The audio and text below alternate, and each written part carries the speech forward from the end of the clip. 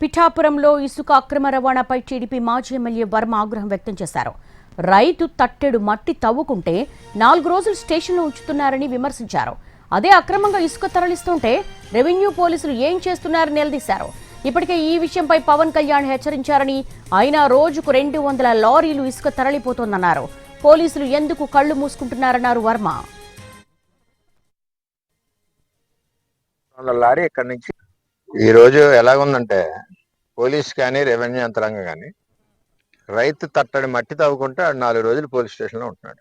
అంత గట్టిగా పోలీస్ వ్యవస్థ పనిచేస్తా ఉంది. 5 సంవత్సరాల నుంచి జరుగుతూ ఉంది, అందరికీ తెలుసది. మరలా ఇప్పుడు అదే మాఫియా పార్టీల్లో మార్పులు పార్టీల్లోకి వచ్చి కంటిన్యూ అయిపోతున్నారు.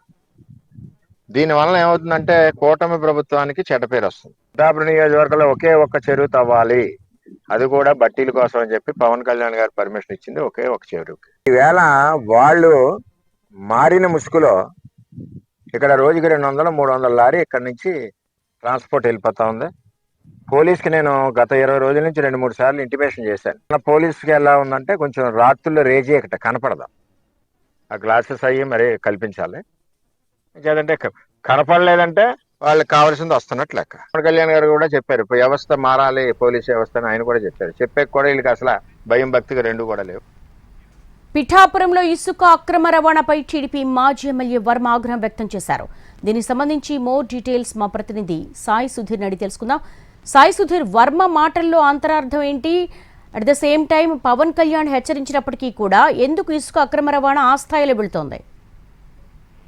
దేవి, పిఠాపురంలో జరుగుతున్న పరిణామాలపై టీడీపీ మాజీ ఎమ్మెల్యే వర్మ మరొకసారి స్పందించారు. అంటే ఆయన డైరెక్ట్ గా పోలీసులకు ఉద్దేశించి మాట్లాడినప్పటికీ ఇటీవలే వైసీపీ నుంచి 4 మండలాల్లో కూడా వైసీపీ ప్రస్తుతానికి వైసీపీ మాజీ ఎమ్మెల్యే పెండం దర్బాబు ఈ మధ్య కాలంలోనే జనసేనలో చేరారు. అదేవిధంగా ఆయనతో పాటు ఆయన క్యాడర్ అంతా కూడా గత 5 సంవత్సరాలుగా వైసీపీ హయాంలో ఏ విధంగా ఇసుక దోచుకున్నారు, అదేవిధంగా సహజ వనరులు దోచుకున్నారు, అదేవిధంగా వాళ్ళు మరొక ముసుగు వేసుకొచ్చి జనసేన ముసుగు వేసుకొచ్చి వాళ్ళు మళ్ళీ సేమ్ టు సేమ్ గత 5 సంవత్సరాలు ఏ విధంగా జరిగిందో ఇప్పుడు కూడా అదే విధంగా జరుగుతుందని వర్మ ఇండైరెక్ట్ గా జనసేన నేతలను ఉద్దేశించి కామెంట్ చేశారు. అదేవిధంగా ఈ మధ్య కాలంలో వైసీపీ నుంచి ఎన్నికల తర్వాత వైసీపీ నుంచి జనసేనలో చేరిన వారిని ఉద్దేశించి కామెంట్ చేస్తారు. అంటే అధికారులు ఏం చేస్తున్నారు అని కామెంట్ చేస్తున్నప్పుడు కూడా అధికారులు ఖచ్చితంగా పిఠాపురం నియోజకవర్గానికి చూసుకున్నట్లయితే కేవలం జనసేన అక్కడ ప్రయారిటీ ఉంటుంది, జనసేన నేతలు చెప్పిన వారికే ప్రయారిటీ ఉంటుంది. దానికి అనుగుణంగానే టీడీపీ నేత వర్మ దీనికి సంబంధించి గతంలోనే పవన్ కళ్యాణ్ కూడా ఇందులో ఇన్వాల్వ్ చేస్తూ పవన్ కళ్యాణ్ హెచ్చరించినా కూడా జనసేన నేతలు తీరు మారలేదు అనే విధంగా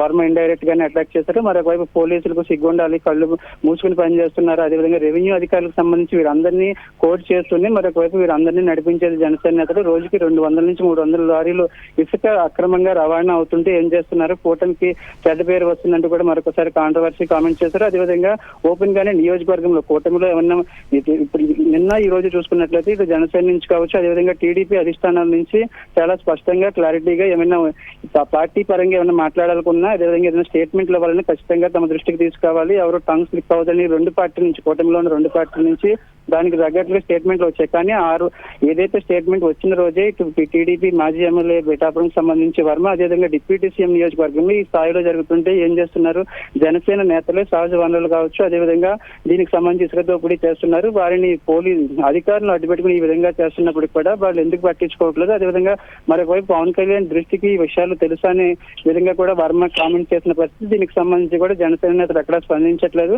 మరొకవైపు టీడీపీ నేతలు మాత్రం నియోజకవర్గంలో గత 5 సంవత్సరాలుగా వైసీపీ హయాంలో ఏ విధంగా జరిగిందో వైసీపీ నుంచి ప్రస్తుతం జనసేనలోకి వచ్చిన పాత వైసీపీ నేతలందరూ కూడా దాన్ని కంటిన్యూ చేస్తున్నారు. దానికి తగ్గట్టుగా ఎవరి పర్సంటేజ్ వాళ్ళు తీసుకుంటారని వర్మ కామెంట్ చేశారు. దీనికి సంబంధించి టీడీపీ అధిష్టానం అదేవిధంగా జనసేన తరపున ఎవరు ఏ విధంగా స్పందిస్తారనేది వేచి చూడాలి. దేవి, సాయి సుధీర్, ఎలా చూడాలి? ఎందుకంటే కూటమికి చెడ్డ పేరు వస్తుందనో లేకపోతే అక్కడ అక్రమ ఇసుక రవాణా జరుగుతుందని అనుకుంటే అది అధిష్టానం దృష్టికి తీసుకురావచ్చు కదా.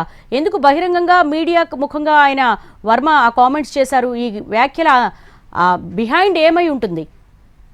అంటే కూటమి పొత్తులో భాగంగా పిఠాపురం నియోజకవర్గానికి సంబంధించి రాష్ట్రంలో మిగతా చోట్ల ఇతర ఈక్వెషన్స్ ఉన్నప్పటికీ కూడా పిఠాపురం నియోజకవర్గంలో పూర్తిగా ఇది జనసేన డామినేషన్, అదేవిధంగా డిప్యూటీ సీఎం కాన్స్టిట్యున్సీ కావడంతో దానికి సంబంధించి వర్మకు అసలు ప్రయారిటీ ఇవ్వడం లేదు. మరొక వైపు గత ఎన్నికల్లో వైసీపీకి అనుకూలంగా పనిచేసిన వాళ్ళు, వైసీపీ అభ్యర్థికి ఓటు వేయమని చెప్పిన వాళ్ళ డామినేషన్ నియోజకవర్గంలో జనసేన తరపున ఎక్కువగా కనిపిస్తుంది. జనసేనలో ఉన్నారు కాబట్టి ఖచ్చితంగా మండలాల వారీగా కూడా వాళ్ళకి ప్రయారిటీ ఇవ్వాల్సి వస్తుంది. ఎన్నికల సమయంలో తాను పోటీ నుంచి తప్పుకుని పవన్ కళ్యాణ్ కి మద్దతుగా ప్రచారం చేశాను. అదేవిధంగా తన ఓట్లన్నీ కూడా బదిలీ అయ్యేలా పనిచేసినప్పుడు కూడా వ్యతిరేకంగా పనిచేసిన వాళ్ళకే నియోజకవర్గంలో ప్రయారిటీ పెరుగుతుందని వర్మ భావిస్తున్నారు. గత కొంతకాలంగా ఎన్నికలు ముగిసిన దగ్గర నుంచి కూడా మొదటి 2-3 నెలలు బాగానే ఉన్నప్పటికీ కూడా గత 9 నెలల నుంచి, దాదాపు 9 నెలల నుంచి కూడా ఇదే సిచ్యువేషన్ వస్తుంది. కేవలం పవన్ కళ్యాణ్ వస్తేనే మాత్రమే వర్మ జనసేన వాళ్ళతో ఇన్వాల్వ్ అవుతున్నారు. దానికి సంబంధించి జనసేన వాళ్ళతో ప్రోగ్రామ్స్ చేస్తున్నారు. కానీ మిగతా సమయంలో ఇండివిజువల్ గా ఆయన కార్యక్రమాలు ఆయన చేసుకుంటున్నారు. దీనికి సంబంధించి అంటే టీడీపీ నియోజకవర్గంలో టీడీపీకి ప్రయారిటీ ఇవ్వడం లేదు, తనకు ప్రయారిటీ ఇవ్వడం లేదని వర్మ చెప్తున్నట్లుగా మనకు కనిపిస్తుంది. All right Sai Sudheer, thank you.